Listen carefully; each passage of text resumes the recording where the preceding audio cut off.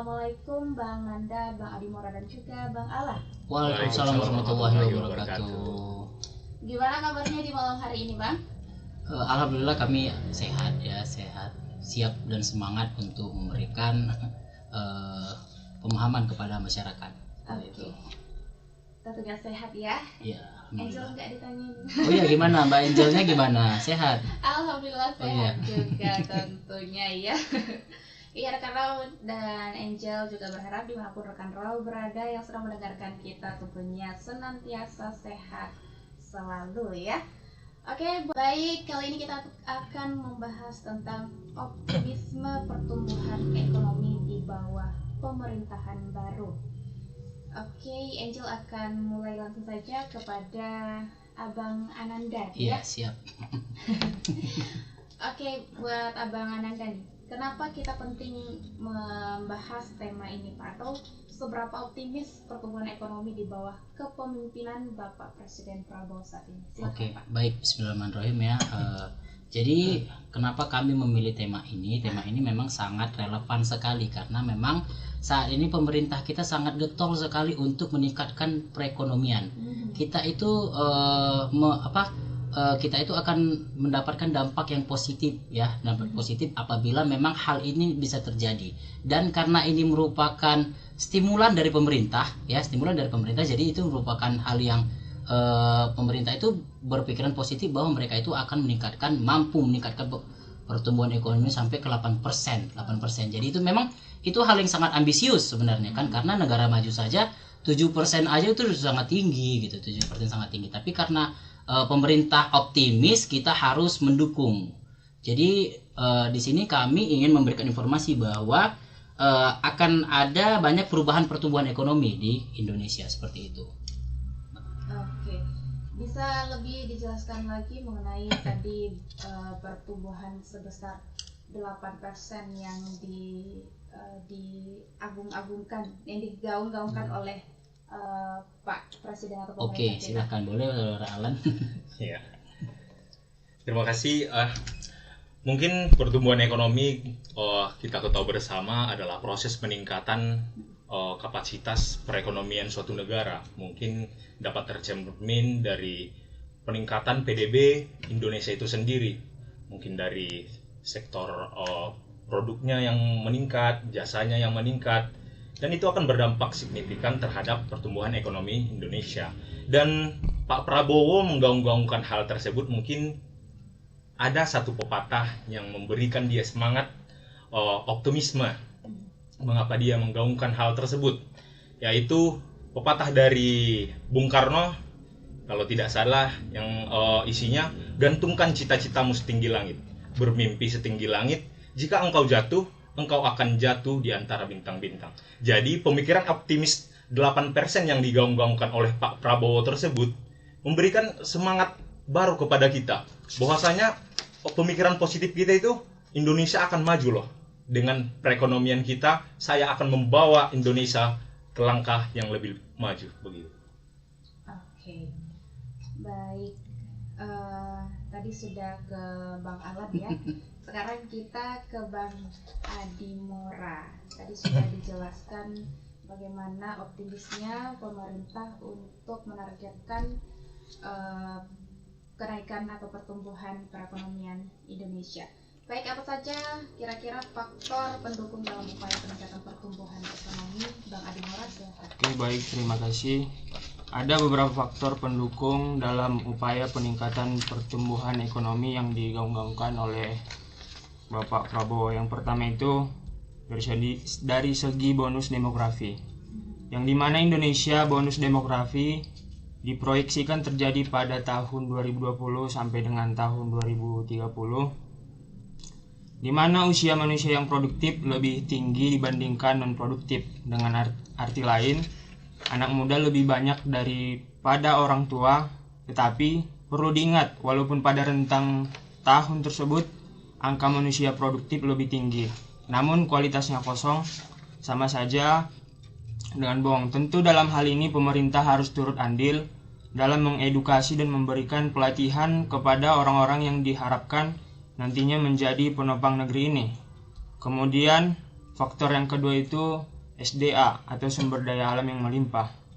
Yang dimana kita ketahui bersama Indonesia memiliki sumber daya alam yang melimpah, dan jika potensi tersebut dikembangkan, pasti akan membawa dampak baik terhadap pertumbuhan perekonomian negara. Pengolahan sumber daya alam yang tepat akan memunculkan industri-industri baru yang nantinya menyerap tenaga kerja dan biasanya yang mulai membuat dan memanfaatkan sumber daya alam yang banyak tersebut adalah pelaku UMKM. Kemudian yang ketiga itu peningkatan investasi, yang dimana pemerintah telah berupaya dalam meningkatkan investasi baik dari dalam dan luar negeri. Letak dan potensi SDM yang strategis serta SDM yang melimpah menjadi salah satu alasan orang mau menginvestasikan dananya ke Indonesia. Dan tentu Indonesia sangat positif menjadi salah satu alasan pula. Namun tak jarang pula para investor dari negara asing atau negara lain untuk menginvestasikan dananya dikarenakan sistem birokrasi yang sangat ribet. Maka dari itu banyak deregulasi yang dilakukan pemerintah agar dapat menarik minat investor. Oke, mungkin itu saja. Oke. Baik, tadi ada 3 faktor pendukung. Iya, ada bonus demografi, SDM melimpah, peningkatan investasi. Oke. Iya. Mungkin ada lagi ya. Oke, bisa. Ya, jadi faktor pendukung lainnya dalam peningkatan perekonomian ya mungkin adalah peningkatan infrastruktur. Seperti kita tahu kalau misalkan negara kita tanpa infrastruktur, perekonomian itu akan sangat tidak bisa jalan sama sekali ya. Jadi infrastruktur di sini adalah infrastruktur yang dapat meningkatkan kinerja UMKM, lebih kepada seperti itu, kinerja UMKM, bagaimana proses produksi, bagaimana proses distribusi dari produk-produk yang dihasilkan, seperti itu peningkatan infrastruktur. Contohnya saja gini, kalau misalkan jalan tol itu kan saat ini pembangunan yang sudah dilakukan oleh pemerintahan sebelumnya itu sangat berdampak positif terhadap peningkatan perekonomian, karena infrastruktur itu tol itu sangat banyak sekali. Zaman dulu kita kalau dari Siantar ke kota Medan itu waktunya sangat lama. Berapa jam ya? Ada 3 jam ya, hampir 3 jam lebih. Sekarang cuma 1 jam. Kalau dengan kecepatan yang sangat cepat gitu kan. Kecepatannya berapa? 120-an gitu kan. Itu bisa 1 jam lebih dikit sampai ke kota Medan. Hal itu kan peningkatan infrastruktur yang sangat-sangat membantu perekonomian. Tapi terkadang ada kontra juga sedikit. Ada beberapa jalan yang tidak dilalui masyarakat lagi, dan ketika itu UMKM pun akan tumbang. Contohnya seperti kalau di kota Medan itu dulu kita kalau mau ke kota Tebing Tinggi itu kita harus melalui jalan biasa, tidak tol, itu akan melalui namanya Pasar Bengkel. Saat ini Pasar Bengkel itu memang sudah tidak lagi dilewati, yang mana Pasar Bengkel itu banyak dodol di sana. Kalau misalkan Mbak tahu nggak, pernah lewat nggak di sana? Belum ya. Di sana banyak jual dodol gitu. Tapi memang peningkatan infrastrukturnya ada pro dan kontra sih, pros and cons-nya di situ kan. Tapi kita harus beroptimis bahwa memang yang dilakukan pemerintah, peningkatan infrastruktur itu akan memberikan dampak positif terhadap perekonomian kita. Ya, kemudian ada yang namanya inovasi dan teknologi. Yang pasti kalau misalkan peningkatan perekonomian itu tidak dibarengi dengan yang namanya peningkatan teknologi, itu sama saja bohong. Ya, teknologi itu harus ditingkatkan. Kenapa? Karena biasanya gini, kita berpikirnya gini, kalau misalkan pabrik ya, negara itu yang maju sebenarnya kalau banyak di sana ada manufacturernya, pabrikannya.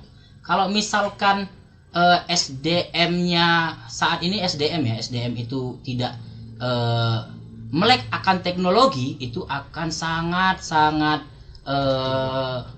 bisa manusianya jadi tertinggal, dan pertumbuhan ekonomi pun akan stuck di situ saja. Jadi memang inovasi itu harus didukung dengan adanya pertumbuhan teknologi. Teknologi itu harus semakin maju, seperti itu, Mbak. Baik. Masa di kawasan Jalan Jenderal Sudirman nomor 219, Kota Padang Sidimpuan 158, nyaman dan bersahaja dalam jangkauan. Ya, karena waktu bersama Angel dan juga ketiga narasumber kita ada Bang Ananda, Bang Adimura, dan juga Bang Alan, dengan tema yang kita bahas optimisme pertumbuhan ekonomi di bawah pemerintahan baru. Baik, tadi kita sudah membahas mengenai faktor pendukung dalam upaya peningkatan pertumbuhan ekonomi. Kalaulah ada faktor pendukung, tentunya pastinya ada faktor penghambat. Jadi apa saja faktor yang bisa menghambat pertumbuhan ekonomi? Angel ke Bang Alam dulu, silahkan. Ya, mungkin setiap pertumbuhan pasti ada halangan dan rintangannya, begitu kan, tentu. Dan mungkin dalam meningkatkan pertumbuhan ekonomi di Indonesia khususnya, mungkin ada beberapa faktor yang mungkin menjadi hambatan bagi pemerintah dan masalah bagi pemerintah untuk meningkatkan pertumbuhan ekonominya. Yang pertama itu perlambatan ekonomi, yang dimana kondisi ini adalah ketidakpastian global, pasti akan mempengaruhi bagaimana pertumbuhan ekonomi itu. Bisa jadi contohnya bagaimana kondisi politik di luar negeri, bagaimana akan berpengaruh signifikan terhadap pertumbuhan ekonomi. Contohnya kan karena kita mempunyai mitra dagang seperti luar negeri, contohnya Cina, Amerika, pasti kekuatan-kekuatan politik itu akan berpengaruh terhadap perlambatan ekonomi. Yang kedua adalah kesenjangan ekonomi. Kesenjangan ekonomi ini adalah bagaimana pendistribusian ekonomi itu atau pendistribusian pendapatan itu tidak merata di Indonesia khususnya.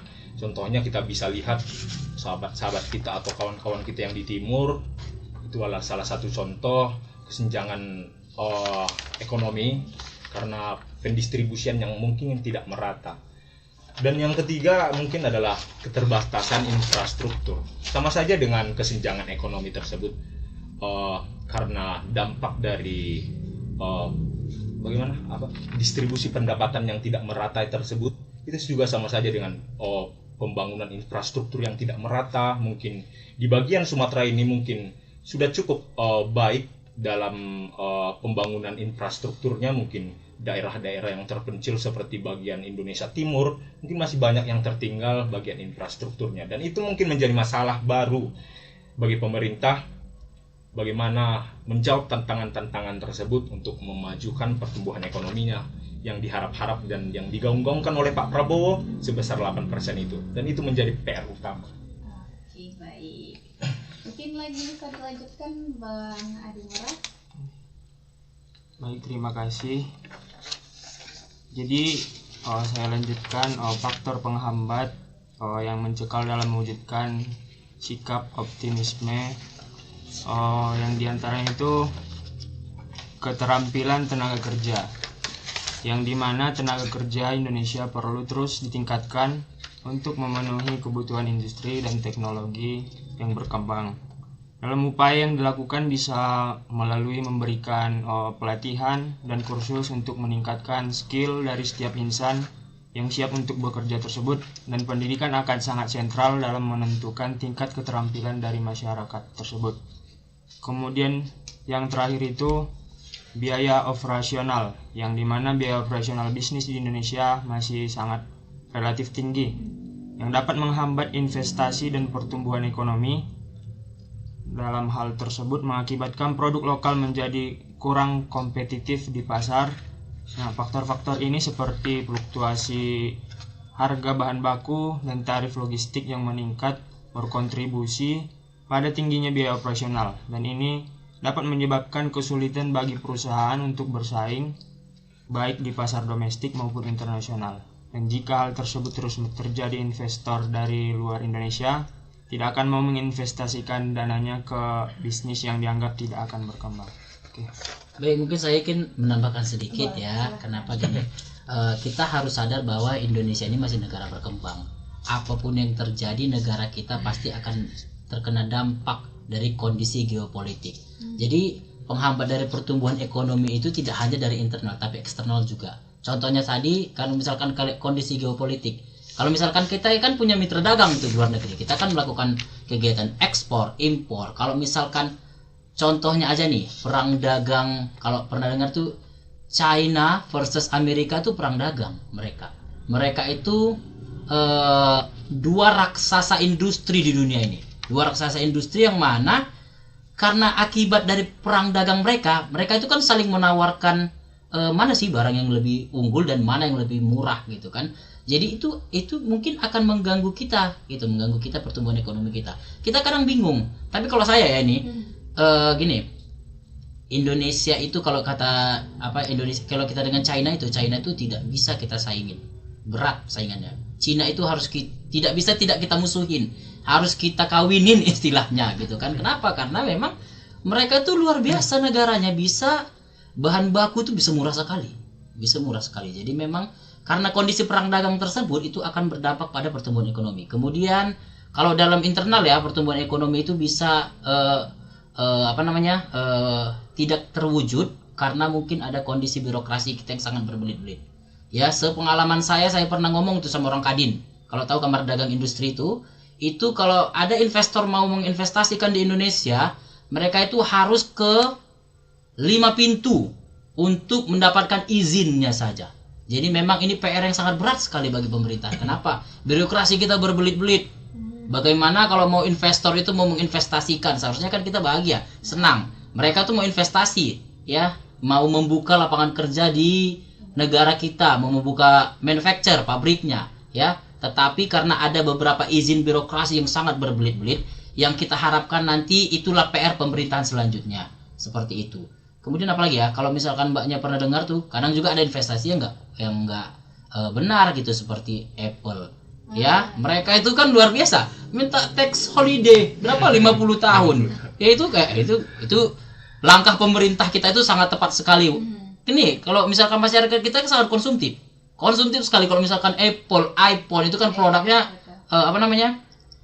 kalau nggak pakai nggak keren gitu kan. Kalau nggak pakai nggak keren gitu kan. Jadi memang langkah pemerintah, walaupun ada yang mau investasi di kita gitu kan, tapi pemerintah tidak buru-buru karena mereka itu meminta syarat yang tax holiday. Maksudnya tax holiday itu tidak bayar pajak selama 50 tahun. Luar biasa dong itu. Ya, enak sekali mereka gitu kan. Mereka jualan produknya di sini, produknya yang mana notabene itu 80% orang Indo itu make gitu kan. 80% orang Indo itu make.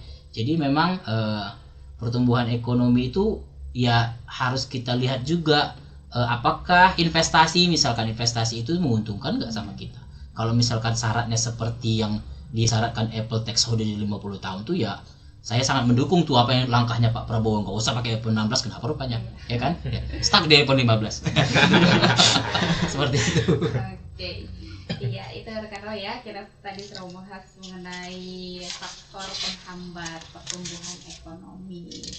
Dan sekarang kita ke Bang Ananda lagi. Oh ya, boleh.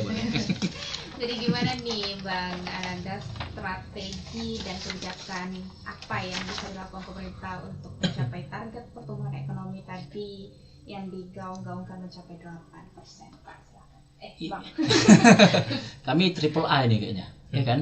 Ananda, Adimora, Alan, ya kan? Triple A. Kalau strateginya sih sebenarnya sangat banyak ya. Yang pasti pemerintah kita itu harus melakukan kerjasama internasional. Kerjasama internasional yang mana itu internasional MNC sih istilahnya, multinational corporation, itu mau berinvestasi di kita, tapi dengan syarat jangan sampai merugikan kita, seperti itu ya. Jadi kebijakan meningkatkan investasi dari luar negeri itu akan sangat meningkatkan perekonomian kita, ya, meningkatkan perekonomian kita sampai bisa 8% ya. Kemudian kalau meningkatkan kualitas tenaga kerja itu harus kualitas tenaga kerja kita nggak boleh tutup mata bahwa ada pabrik di Jerman tuh 100% nggak ada lagi manusia, robot semua dia yang ngerjain. Jadi memang nggak semua hal sih akan tergantikan dengan AI atau tergantikan oleh teknologi, tapi maka dari itu pabrikan-pabrikan itu harus meningkatkan kualitas tenaga kerja. Ini di Indo harus meningkatkan kualitas tenaga kerja. Dari mana ya? Dari sisi pengetahuannya, ya, skillnya, kemudian dari sisi apalagi ya kira-kira dari sisi lebih itu sih pengetahuan dan skillnya. Mungkin bisa dilanjutkan sama Alan. Oke. Mungkin strategi-strategi yang bisa pemerintah buat untuk meningkatkan pertumbuhan yang digaung-gaungkan oleh Pak Prabowo sebesar 8% itu mungkin mendorong inovasi dan teknologi. Dalam membangun, contohnya kita dalam membangun suatu bisnis, inovasi dari usaha kita itu sangat penting, sangat sentral sekali. Dan apa cara yang kita buat dalam meningkatkan inovasi tersebut? Dan kita tahu bersama perkembangan teknologi ini sangat pesat dan semua apapun yang kita akses dapat mudah kita akses di sekarang ini. Dan tentunya itu sangat membantu dalam kita berinovasi. Apa sih yang lagi tren saat ini untuk membangun inovasi untuk usaha kita? Apa sih yang lagi diminati oleh masyarakat? Kita bisa akses dari internet, kita bisa search di Google, kita bisa cari-cari apa sih minat masyarakat. Dan itu tentu akan menambah nilai plus kepada kita dan pertumbuhan ekonomi kita mungkin yang digaung-gaungkan oleh Pak Prabowo itu mungkin dapat tercapai. Yang kedua itu adalah selanjutnya itu adalah meningkatkan infrastruktur. Dan seperti yang saya katakan tadi bahwasanya PR pemerintah tentang infrastruktur masih sangat banyak. Tidak jauh-jauh. Iya. Nah, Batu Jomba. Iya, Batu Jomba ya. Itu kan jalanan nasional gitu kan. Contohnya tadi Batu Jomba dibilang Bang Ananda. Dan itu jika Batu Jomba itu jalannya terputus, kita lihat saja banyak UMKM yang terganggu saat pendistribusian barangnya, saat mau mendistribusikannya mau ke Medan, mau ke apa, itu sangat terganggu jika infrastrukturnya tidak memadai. Dan itu mungkin salah satu PR bagi pemerintah, meningkatkan infrastruktur, bagaimana memfasilitasi masyarakat supaya lebih baik ke depannya untuk meningkatkan pertumbuhan ekonominya begitu. Mungkin bisa dilanjut lagi oleh Bang Adimora, silahkan. Oke. Baik. Yang terakhir untuk mencapai target pertumbuhan ekonomi sebesar 8%, pemerintah mungkin bisa menerapkan kebijakan fiskal dan moneter yang tepat, yang dimana pemerintah perlu menerapkan kebijakan fiskal dan moneter yang tepat untuk mendorong pertumbuhan ekonomi yang berkelanjutan. Cukup. Oke, baik, itu tadi ya rekan Raul sudah dijelaskan oleh Bang Ananda, Wakil Angel dan juga Bang Alan serta Bang Adimora terkait bagaimana strategi dan kebijakan pemerintah dalam meningkatkan pertumbuhan perekonomian di negara kita ini, Indonesia. Baik, karena kita belum ada masuk pertanyaan nih untuk triple A ini ya, kita Bang Ananda, Bang Alan dan juga Bang Adimora. Ini Angel ada satu pertanyaan nih buat Bang Ananda mungkin ya. Kira-kira nih Bang Ananda, jika faktor pendukung dalam meningkatkan pertumbuhan ekonomi dominan, apakah target pertumbuhan ekonomi itu bisa mencapai akhir pemerintahan Pak Presiden 5 tahun atau bahkan bisa kurang dari 5 tahun, Pak? Bang Nanda. Iya. Kita harus husnuzon ya. Husnuzon mungkin kalau misalkan terkait sekarang kan pemerintahan Pak Prabowo ini melakukan efisiensi besar-besaran. Anggaran itu banyak yang dipotong, yaitu kan mungkin menurut hemat saya itu untuk dilakukan lebih seperti contoh kemarin itu apa, kreditnya para nelayan, harus petani itu kan dihapuskan hutang mereka ya. Jadi kita harus husnuzon sih ya, bukan suzon ya. Mungkin saja bisa mencapai target sebelum kalau caranya benar gitu, investasinya asing itu jalan, kemudian kerjasama internasional kita oke sekali ya. Juga meningkat. Iya, jadi mungkin saja bisa ya, tapi wallahualam sih saya nggak bisa nebak prediksi seakurat apa gitu, karena memang perhitungan untuk mencapai pertumbuhan ekonomi itu PR besar gitu, PR besar. Nggak hanya harus dukungan dari pemerintah, masyarakat juga harus ya, masyarakat juga harus mendukung untuk pemerintah agar bisa memberikan jalan untuk bisa meningkatkan pertumbuhan ekonomi tersebut. Jadi kalau misalkan kita asumsikan aja kalau misalkan itu sebelum 5 tahun bisalah gitu, insya Allah kan kita kita dukung saja. Tapi memang ini PR besar sekali gitu, karena negara maju saja 7% gitu kan, 7%. Bisa sebelum selesai pemerintahan, bisa juga ya pada saat selesai pemerintahan gitu kan, seperti itu. Jadi secara pastinya kita lihat dulu langkah ke depan pemerintah gimana gitu kan, langkah ke depan pemerintahnya, karena memang hal ini merupakan hal yang sangat besar ya, sangat besar sekali seperti itu sih ya. Baik, intinya kita harus positif Iya, thinking, positif Pak. thinking. Dan juga perlu kerjasama antara masyarakat dan juga pemerintah. Masih di 105 FM nyaman dan bersahaja dalam jangkauan. Nyiarkan masih bersama Angel dan juga ketiga narasumber kita, Bang Ananda, Bang Adimora dan juga Bang Alan, dengan tema yang kita bahas mengenai optimisme pertumbuhan ekonomi di bawah pemerintahan baru. Baik, tadi kita sudah membahas bagaimana strategi dan kebijakan yang bisa dilakukan oleh pemerintah dalam meningkatkan pertumbuhan perekonomian di negara kita Indonesia. Dan tentunya kita sudah berada di akhir nih ya. Untuk itu mungkin langsung saja kita dengarkan bersama untuk ketiga narasumber kita menyampaikan kesimpulan atau closing statement yang bisa disampaikan untuk pendengar kita. Angel, mulai dari Bang Adimora dulu, silahkan.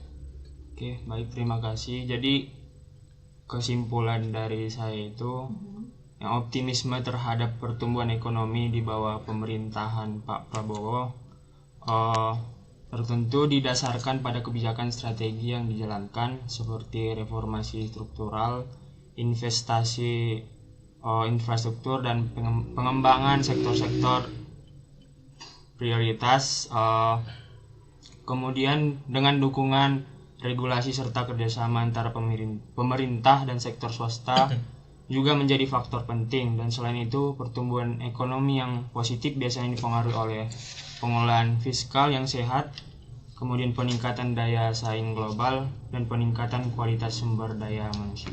Mungkin itu saja. Baik, terima kasih kepada Bang Adimora. Next kepada Bang Alat, silahkan.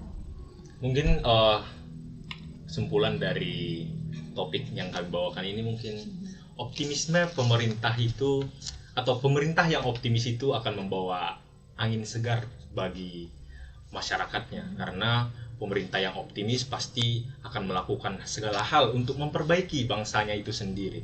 Dan yang digaung-gaungkan Pak Prabowo, pertumbuhan ekonomi 8%, mudah-mudahan apa yang kita harapkan ke kedepannya itu akan meningkatkan pertumbuhan ekonomi kita.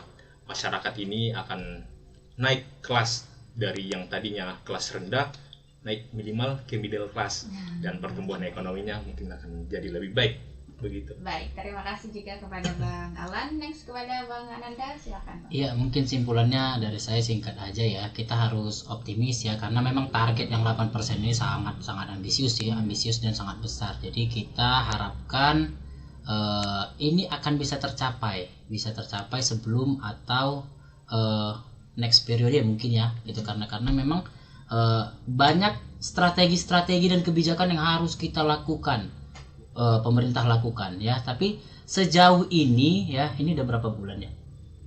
Masih dua bulan ini kan efisiensi anggaran, mensejahterakan guru ya. Guru itu jangan dilupakan gitu. Kenapa? Karena memang mereka tuh tonggak pendidikan di Indonesia gitu kan. Jadi kalau misalkan guru itu sejahtera, dengan sertifikasi guru ya, dengan kebijakan mereka ini akan sangat berdampak kepada SDM-nya. SDM itu kan tidak secara langsung nanti ke pertumbuhan ekonomi ya, tapi kalau misalkan SDM-nya di Indonesia unggul, nanti akan bisa membuat pertumbuhan ekonomi. Jadi memang kebijakan dan strategi yang dibuat tuh haruslah tepat sasaran seperti itu.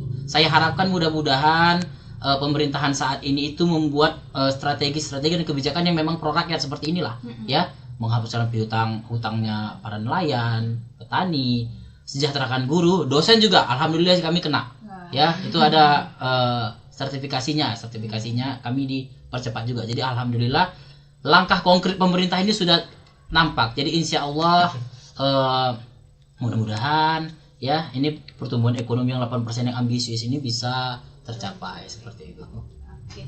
Baik, terima kasih kepada tiga narasumber kita, Bapak maksudnya Angel. Angel kadang Bapak, kadang Abang. Ini karena sudah biasa Bapak jadi Bapak. Terima kasih kepada narasumber kita, Bang Ananda, Bang Adimora dan juga Bang Alan, tadi mengenai tema yang kita bahas terkait optimisme pertumbuhan ekonomi di pemerintahan baru. Kita sudah membahas tadi mengenai faktor pendukung, bagaimana supaya pertumbuhan ekonomi bisa mencapai 8%, juga faktor penghambatnya sampai pada strategi kebijakan yang bisa dilakukan pemerintah untuk mencapai target tersebut. Dan juga terima kasih kepada rekan Raul Wafam yang mendengarkan kita, semoga bermanfaat dan tentunya optimisme pemerintah ini bisa terwujud ya, cepat atau lambat. Oke, tentunya juga ada kerjasama antara pemerintah dan juga kita sebagai masyarakat. Baik, sekali lagi terima kasih, semoga bermanfaat. Sekian dari Angel dan juga pikiran sumber kita malam hari ini. Wabillahi taufiq wal hidayah. Assalamualaikum warahmatullahi wabarakatuh. Waalaikumsalam Waalaikumsalam warahmatullahi warahmatullahi wabarakatuh. wabarakatuh.